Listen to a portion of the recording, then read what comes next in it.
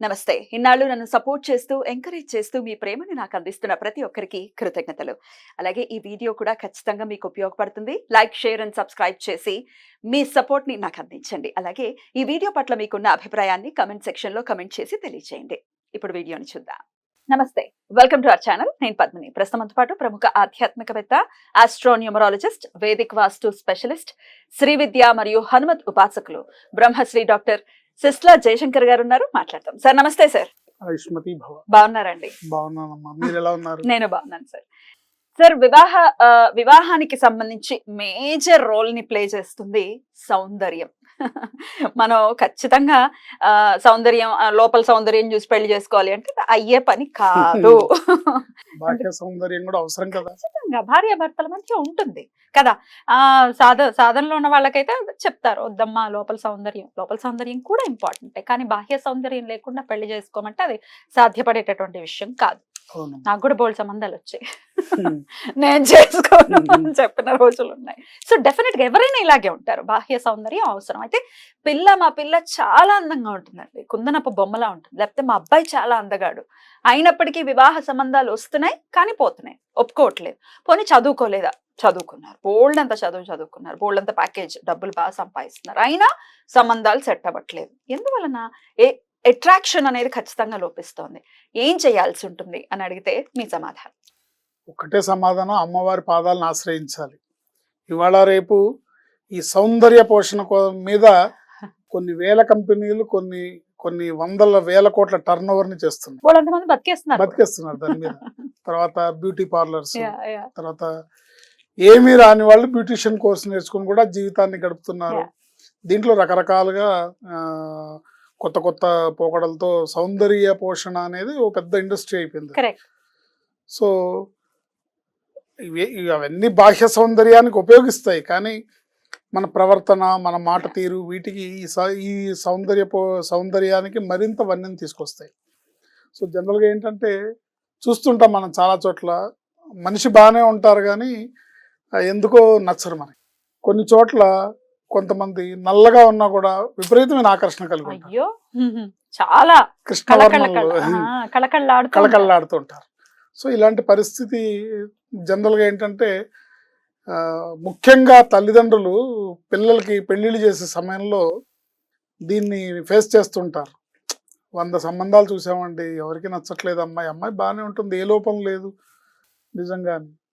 తర్వాత కొంతమంది ఫోటోలో బాగుంటారు, ఫోటోజెనిక్ ఉంటారు, ఆ ఫోటో చూసి వచ్చిన తర్వాత సంబంధం డైరెక్ట్ గా చూద్దామని వస్తే వచ్చినప్పుడు అంత ఆకర్షణ ఉంటుంది. దీనికి రకరకాల రీజన్స్. సో ఆ రీజన్స్ అన్ని పక్కన పెడితే మనం అమ్మవారి పాదాలను ఆశ్రయించి అమ్మవారిని ప్రార్థిస్తే మనలో ఆ సౌందర్యం పెరుగుతుంది. ముఖ్యంగా ఆడవాళ్ళైనా మగవాళ్ళైనా. చాలా మంది మగపిల్లలకి పెళ్లిళ్ళు అవ్వట్లేదు, ఆడపిల్లలకి పెళ్లిళ్ళు అవ్వట్లేదు. ఇక్కడ లింగ భేదం లేదు, సౌందర్యం అనేది అందరికీ కావాలి. మగపిల్లాడికి మాత్రమే అందమైన భార్య కావాలి, ఆడపిల్లకు కూడా అందమైన భర్త కావాలి. తాను ఊహించుకున్న తనకి ఏ కోరికలు ఉన్నాయో మనసులో అలాంటి అబ్బాయి రావాలి కదా, ఖచ్చితంగా కోరిక ఉంటుంది. సో అలాంటి వాళ్ళు రావాలి. మా ఆయన 6 అడుగులు పొడుగు ఉండాలి, ప్రభాస్ లాగా ఉండాలి, బాహుబలి లాగా ఉండాలి, ఉంటాయి కోరికలు ఉంటాయి.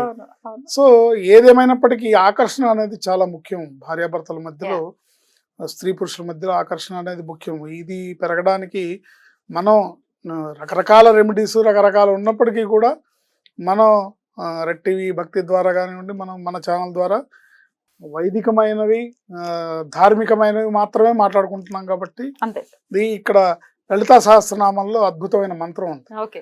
ఆ మంత్రాన్ని జపించడం ద్వారా ఎవరికైతే ఇలా అమ్మాయి ఆకర్షణ ఎవరికి నచ్చట్లేదు, అమ్మాయిలో ఏ లోపం లేదు, మేము అన్ని రకాలు ఇచ్చేసాం, అన్ని రకాల ఫేషియల్స్ చేయించాం, అన్ని రకాల జాగ్రత్తలు తీసుకున్నాం, రకరకాల మేకప్లతో ఫోటోలు తీసి పంపించాం, అయినా కూడా ఎన్నో సంబంధాలు చూస్తున్నాం, అవ్వట్లేదని బాధపడే వాళ్ళు ఉంటారు.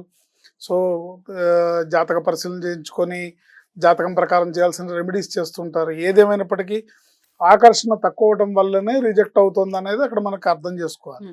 సో ఈ ఆకర్షణ పెరగాలన్నా, సౌందర్య పోషణ, ఆ సౌందర్యమైన రక్షణ, ఉన్న సౌందర్యం రక్షింపబడాలన్నా, అట్రాక్షన్, ఆకర్షణ అనేది నిలబడాలన్నా అమ్మవారిని ఆశ్రయించాలి.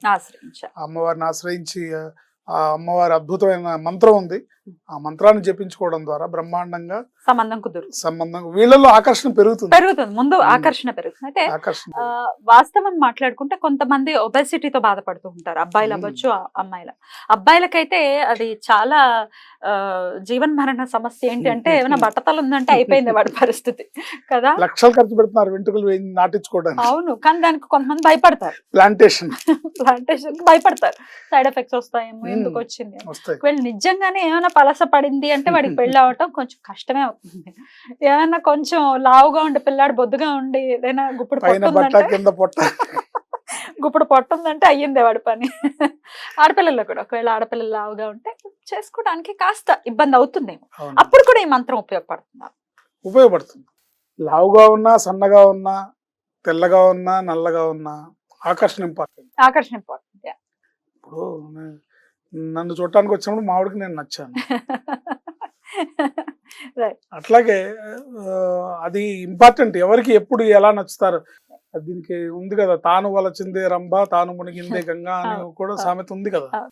సో ఎదుటివారి మీరు ఏదైతే పెళ్లి సంబంధాలు చూస్తున్నారో ఆకర్షణ శక్తి పెరగడానికి, ఆ లావణ్యం పెరగడానికి, ఆ లాలిత్యం పెరగడానికి తప్పనిసరిగా ఈ మంత్రం ఉపయోగపడుతుంది. తప్పకుండా దీనికి ఒక ప్రక్రియ ఉంది, పూజ ప్రక్రియ. మనం చేసుకోవచ్చు. ఓం ఐం హ్రీం శ్రీం మహాలావణ్య సేవదయే నమః. ఓం ఐం హ్రీం శ్రీం మహాలావణ్య సేవదయే నమః అనే మంత్రాన్ని రోజుకు 1000 సార్లు కూర్చొని వాళ్ళు ఎవరికి వాళ్ళు ఇంట్లో కూర్చొని, అంటే దీనికి పెద్దగా మడి ఆచారాలు నియమనిష్టల కలవు. చక్కగా పవిత్రమైన బట్టలు, ఉతికిన బట్టలు వేసుకొని చేసుకుంటే చాలు. మామూలుగా ఇంట్లో మీరు ఎలా ఉంటారో అలా స్నానం చేసినాక, అంటే మంచాలకు ముట్టుకోకుండా బాత్రూమ్స్కి వెళ్తానప్పుడు అలా పనికి వస్తుంది. చక్కగా కూర్చొని జపం చేసుకొని ఒకసారి లలితా సహస్రనామం పారాయణ చేసుకొని మీకు తోచిన విధంగా అమ్మవారికి షోడశోపచార పూజలు, ధ్యానావాహన షోడశోపచార పూజలు, లేకపోతే పంచోపచార పూజలు, మానసిక పంచోపచార పూజ చేసి అమ్మవారికి పులిహోర నివేదిస్తే, నిమ్మకాయ పులిహోర నివేదించినట్టయితే అద్భుతంగా ఈ మంత్రాన్ని రోజుకి 1000 సార్లు చొప్పున 32 రోజులు చేస్తే, 32 రోజులు కంటిన్యూగా చేసి అమ్మవారిని వేడుకోవాలి. దీంట్లో శుక్రవారం నాడు కొంచెం విశేషంగా ఒక ముత్తైదు కన్నా పిలిచి అమ్మవారి స్వరూపంగా భావించి ఆవిడకి మీ శక్తి కొలది సత్కారం, అంటే తాంబూలం, వాయనము, బట్టలు పెట్టాలి అని అక్కర్లేదు, మీ శక్తి కొలది. భక్తి ఇంపార్టెంట్ ఇక్కడ, శక్తి కాదు. మీ భక్తితో అమ్మవారి స్వరూపంగా ఆవిడని భావించి ఆవిడకి దండం పెట్టుకుంటే ఆవిడ రూపంలో అమ్మవారి ఆశీర్వాదం మీకు అందుతుంది. ఖచ్చితంగా ఇలా చేస్తే కనుక అట్రాక్షన్ అనేది పెరుగుతుంది, బాగా పెరుగుతుంది. తప్పకుండా 30 రోజుల్లో వీళ్ళకి మంచి రిజల్ట్. 32 రోజులు రోజుకు 1000 సార్లు ఇది చదువుకోవాలి. ఒక్కసారి లలితా సహస్రనామం పారాయణ చేసుకోవాలి. ఏ రోజు మొదలు పెట్టమంటారండి? శుక్రవారం నాడు మొదలు పెట్టడం అన్ని విధాలా శ్రేయస్కరం. ఒకవేళ లలిత చదవటం రాని వాళ్ళ పరిస్థితి ఏంటి? ఓం ఐం హ్రీం శ్రీం శ్రీమాత్రే నమః అని ఈ మంత్రం చేసి ఒక 11 సార్లు శ్రీమాత్రే నమః అని దండం పెట్టుకుంటే సరిపోతుంది. ఇంకా ఇవాళ రేపు రాదు అని నేను అనుకోను, చాలా మంది ప్రాక్టీస్ చేస్తున్నారు. ఒకవేళ రాకపోతే శ్రీమాత్రే నమః అనుకుంటే సరిపోతుంది. అమ్మవారిని అమ్మ అని పిలిస్తే చాలుగా, అంటే ఆవిడ 1000 నామాలతో స్తుతించక్కర్లేదు. అంటే అధికస్య అధికం ఫలం. మన తృప్తి కోసం మనం చేస్తున్నాం, కానీ ఇక్కడ ఆవిడ రాజ్యాంగం ఏం చేయలేదు. ప్రతి వాళ్ళు లలితా సహస్రనామం చేయమని, రాని వాళ్ళు కూడా కష్టపడి చేయమని కాదు, భక్తి ప్రధానమైంది కాబట్టి. లావణ్యం పెరగటం అవ్వచ్చు, లాలిత్యం పెరగటం అవ్వచ్చు, ఎలా చేసుకోవచ్చు అమ్మవారిని ఆశ్రయించి అనే విషయం మీద చాలా అద్భుతంగా మాకు వివరించినందుకు కృతజ్ఞతలండి. నమస్కారం. ఆయుష్మతి భవ.